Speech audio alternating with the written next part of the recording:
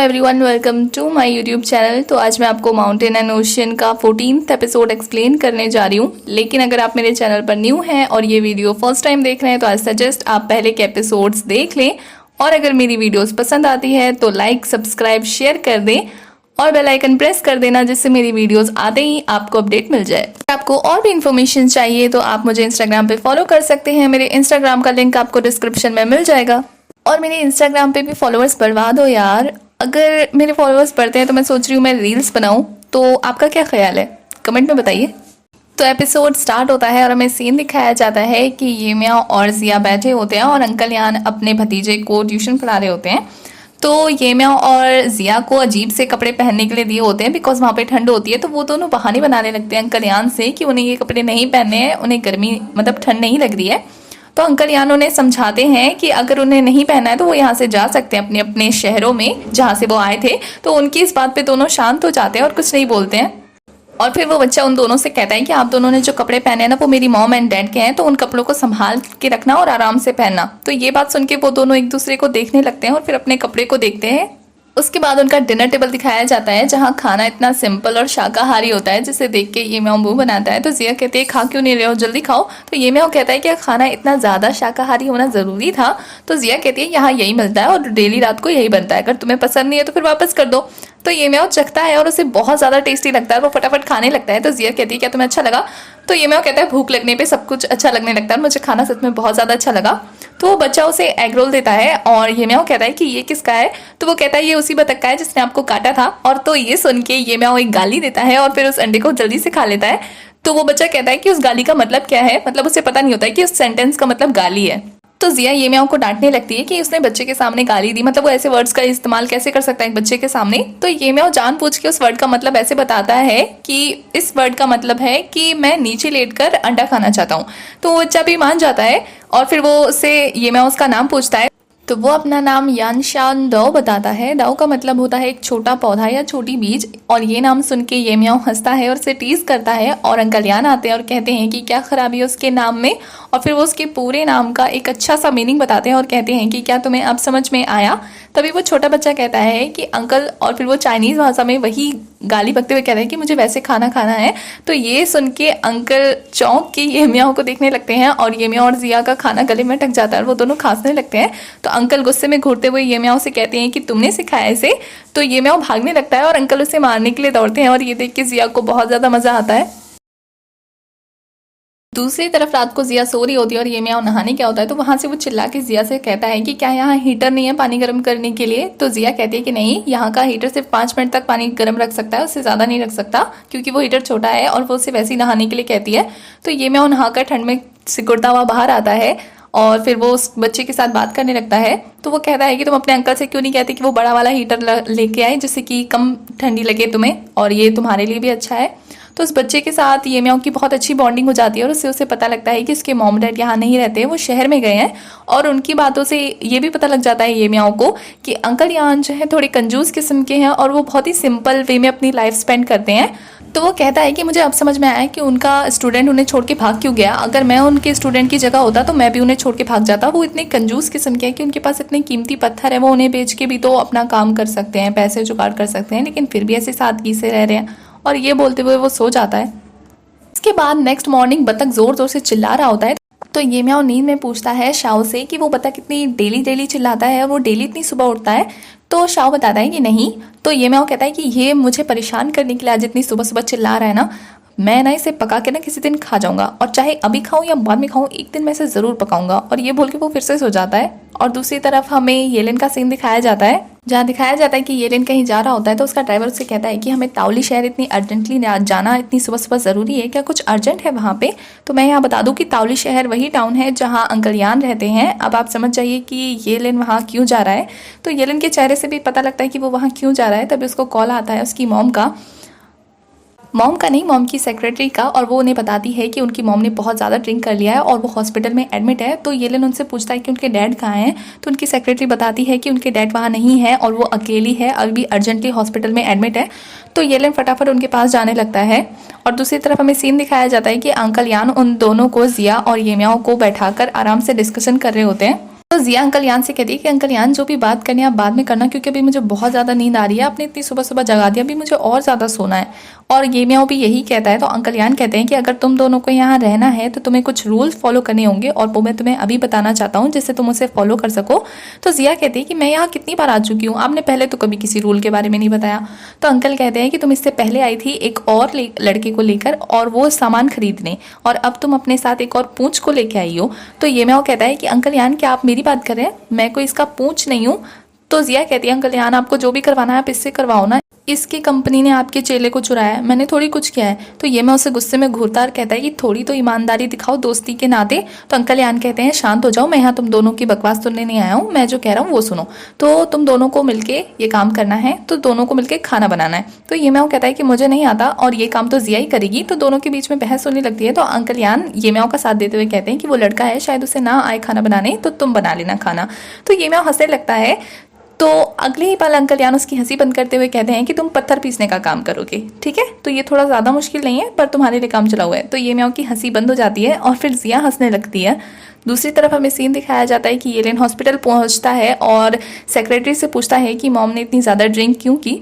तो उनकी सेक्रेटरी पहले तो हिचकिचाती है और फिर उसके बाद बता देती है कि उनके फादर और मदर की एनिवर्सरी थी और उसकी मॉम ने बहुत ज़्यादा तैयारी की थी और उनके फादर आने वाले थे, लेकिन एंड टाइम पे उन्होंने आने से मना कर दिया।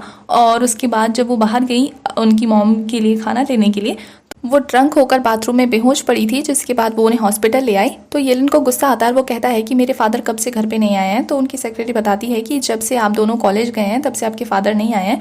तो येलेन गुस्सा होता है और कहता है कि क्या उन्हें फैमिली मैटर नहीं करती है, अब तो हद ही हो गई कि बिजनेस इतना ज़्यादा ज़रूरी है कि मेरी मॉम यहाँ बीमार पड़ी और उन्हें कोई फ़र्क ही नहीं पड़ता। उसके बाद येलेन अपनी मॉम के पास जाता है और उसकी मॉम उसे वहाँ देख के कहती है कि तुम यहाँ क्यों हो, तुम यहाँ परेशान होने के लिए क्यों आए हो, जाके अपने कॉलेज अटेंड करो। तो ये मैं उन्हें बताता है कि उसकी सुबह कोई क्लासेस नहीं है और वो उनसे मिलने के लिए आया है।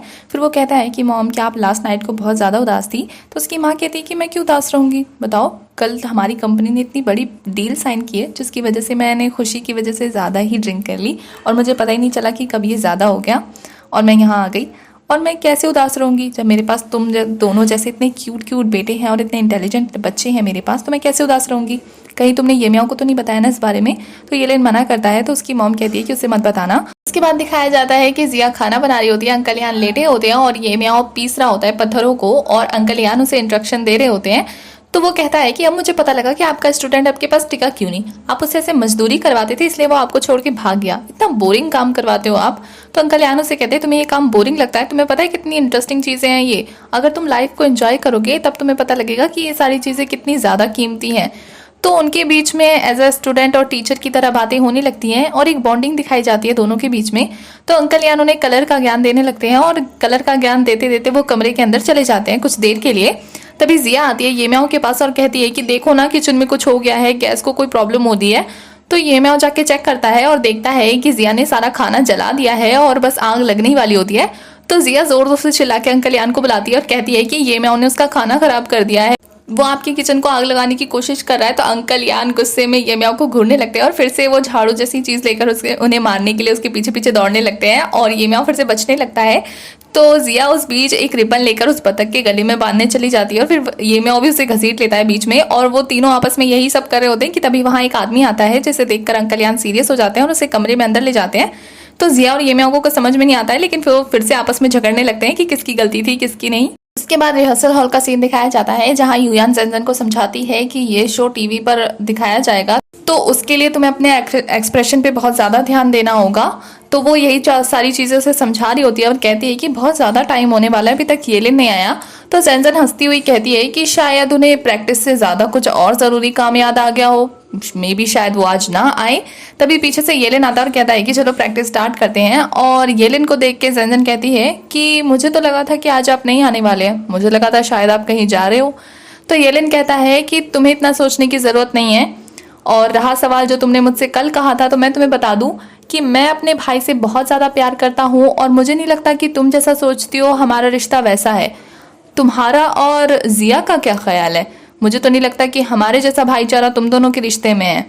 तो ज़ेनज़ेन कहती है कि हम दोनों के बीच में कोई भाईचारा नहीं है, वो एक राजकुमारी है और मैं उसकी सिर्फ एक नौकरानी हूँ। तो येलिन कहता है पर कभी मैंने तुम्हें उस नज़र से देखा नहीं कि किसी ने तुम्हें नौकरानी कहा हो और जिया को राजकुमारी। तो जैनजन कहती है कि किसी के कहने ना कहने से कोई फर्क नहीं पड़ता है, सच्चाई कभी नहीं छुपती है।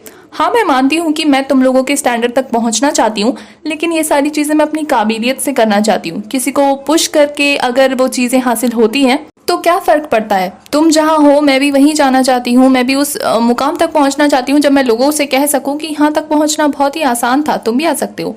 और रहा सवाल इन सारी सिचुएशन का, तो इन्हें जाने देते हैं, अभी हम प्रैक्टिस पे ध्यान देते हैं क्योंकि इससे मुझे 5 पॉइंट्स मिलेंगे और ये 5 पॉइंट्स मेरे लिए बहुत ज़्यादा ज़रूरी है। मुझे लगता है शायद तुम भी समझोगे।